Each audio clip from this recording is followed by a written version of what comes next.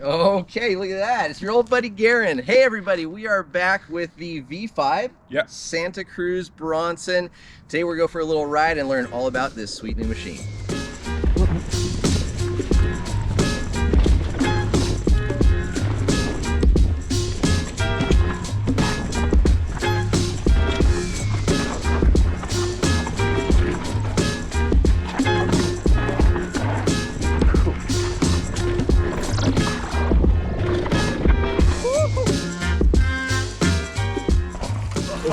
Garen, That's here me. we are.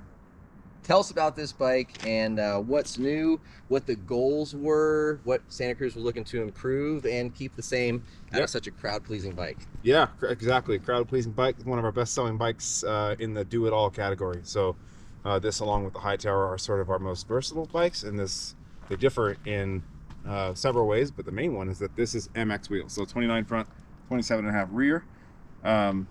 Two main goals of the bike. One, improve the suspension. Suspension on the last one was good, but we were always improving, right? Okay. And two, geo, weight bias.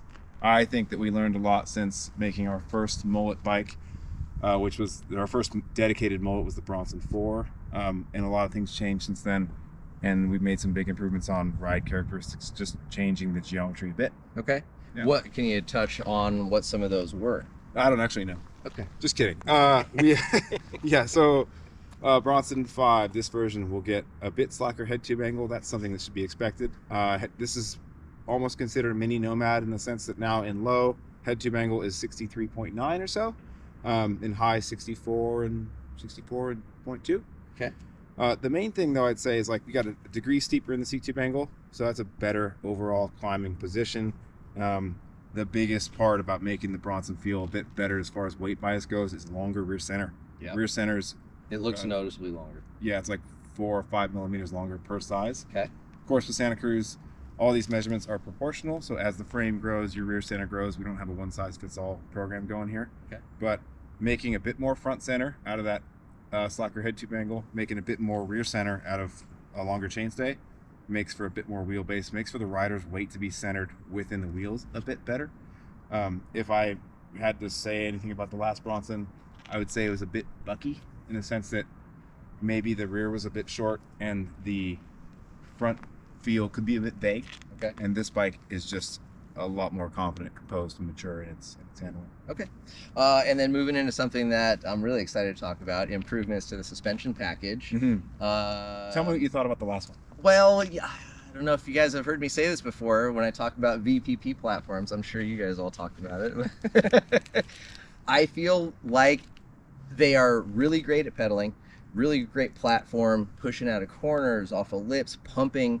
However, when you're kind of hitting that repetitive square edge bumps, that they are just a little bit stiffer off the top with an air spring. Yep. The coil can lessen that a little bit, but just, and we're comparing every suspension package out there, right? And some do this better or that better, but I felt the VPP, while it has improved every generation, was still a little rough off the top, hitting those repeated kind of square edge bumps of a smaller size. Once you get into the bigger stuff, it's okay, but the little kind of smaller bumps, it's a little rough. Yes, exactly. That's the biggest change here. So Okay. obviously the lower, this whole section down here is much different. This is all about function before form. The idea behind this whole new ID, this whole framework down here is to get the shock, the lower link, and everything down there lower. The lower we can get that, the lower we can make the anti-squat. And when you complain about square edge, repetitive harshness, that is my least favorite part about a bike with too much anti-squat. What's happening there is your body is holding your pedals in position, and if with a lot of anti-squat, you have chain growth, and as the bike's trying to move through its travel, it's trying to pull that chain, but you're not letting it. You're holding it there with your legs, and it results in a harsh feeling through the pedals.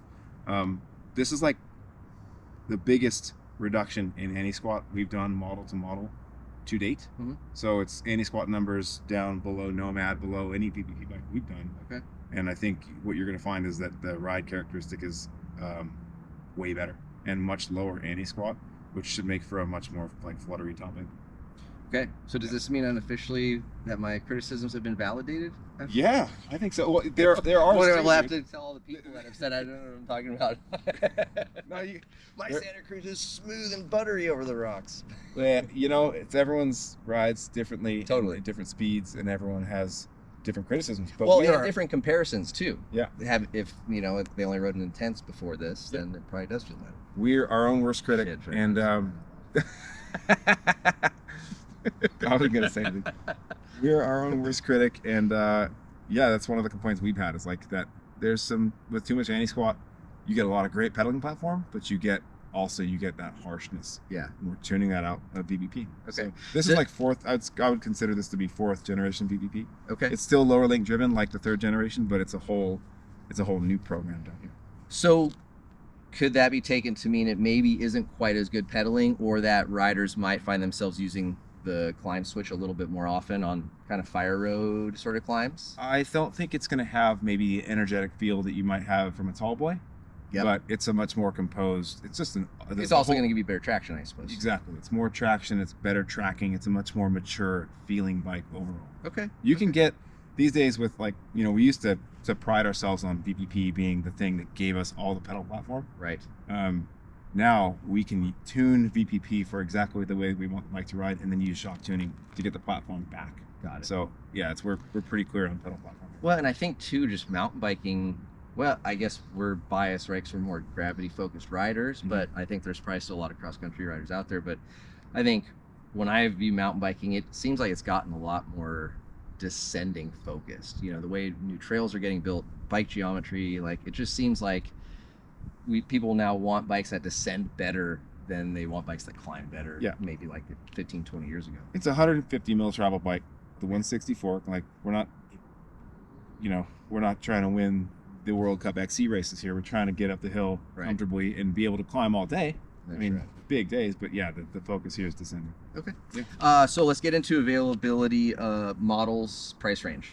Oh, Starting at, topping out at. you're gonna see all these on screen here in the copy because I don't have them in my head. Okay. Yeah. This today we've got the Bronson C GX Axis build. Okay. Maven brakes across the board. This is an alloy wheel SRAM GX Axis, and spec'd as such. Frames available? Frames will be available. Okay. CC only. Yep. Okay. Here's one that the commenters are going to like. Okay, so we're differentiating our C frames from our CC. And the idea here is to make the CC frames even lighter than they are. Okay. CC frames for Santa Cruz, CC carbon is the highest end carbon that we make, some of the best stuff on the planet, but it's more expensive. Sure. The C carbon, which this is built with, uses the same mold, the same factory, the same people who built it, the same test standards, same stiffness, all that stuff, but it's a bit more of a lower modulus carbon. It's cheaper to make these. Sure. In an effort to differentiate the two and make the CC bikes even lighter, we have pulled the routing for our shift cables. So all of our frames have tube-in-tube routing for brakes, droppers, and shifting. And as you can see on here, you've got the C frame has an unused grommet because this is an Axis bike where a shift cable would go. The CC frames don't have that anymore, and it's 100 grams weight saving per frame. Okay. Yeah. All right. And I mean, we were just talking about on the way up, ride quality and differences on frames. Obviously, it's going to be lighter, and the modulations of the carbon changes. Is the ride going to be different on the CC versus the C in terms of lateral stiffness of the frame? No, I think maybe perceptible by someone at the very top level or a machine, but for a regular rider, no. Okay. No one can tell the difference. Okay. Yeah, because that'd be cool to know, right? Because as someone who doesn't always love an overly stiff frame, that could be a factor that has me going to a C rather than CC. Sure. On top of the savings. Yeah, I mean, yeah, and if you... But no, they're going to ride about the same then. They're going to ride about the same. Okay. And that's the whole point. We're trying to... That's why they're the same color. We're trying... The bikes, we want them to be similar and have as close to as similar an experience as a rider can get across the size range and across the price range. Okay. Yeah. So then the CC will be Axis only. Axis only. All right. Well, Axis and whatever's coming down the road from our partners. Yes, yeah. Something else out there, right? To be determined, or to be released soon. But exactly. Killer, man. Well, thanks for the details. And I think now that we've made it up to the top, let's go root down some trails. Let's go ride. All right.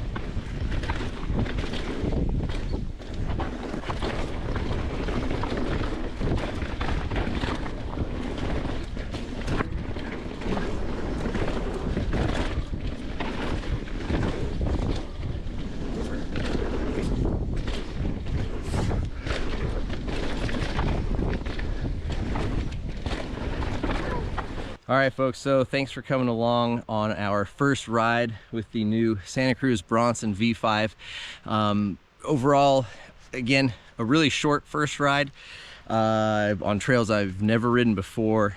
A big standout for me, something I really did notice, was seated comfort and traction and just kind of general smoothness climbing up roots, rocks, any sort of kind of obstacles that maybe would kind of bounce me up out of the saddle a little more. It felt a lot softer going up over that. Obviously, being a first ride, I don't have suspension settings completely dialed, but I will say that the frame still felt nice and stiff. So, you know, if you want to initiate a drift or slide into a corner, the bike is still doing that. You know, the traction isn't so good now with that improved suppleness and sensitivity that the tire is just sticking on the ground. So that's nice. You can still have that playful feel that I think Santa Cruz bikes are really well known for and appreciated. But it did feel a little bit smoother in some of the chundry bits of trail. Again, I'm going to work with volume reducers, progression, kind of to fine tune it for a long-term review. We're looking forward to getting one of these to have for quite a while, but initial impressions are that I like the Geo. The body position being centered on the bike, you definitely can feel like you're kind of riding in the middle of it. And then suspension performance was notable. You know, it's not, I wouldn't say night and day difference, but it's definitely perceivable even on a short little first ride. So if you guys have any questions for Santa Cruz or us, please leave them down below. Don't forget to subscribe to the channel, and we'll see you guys out on the trails.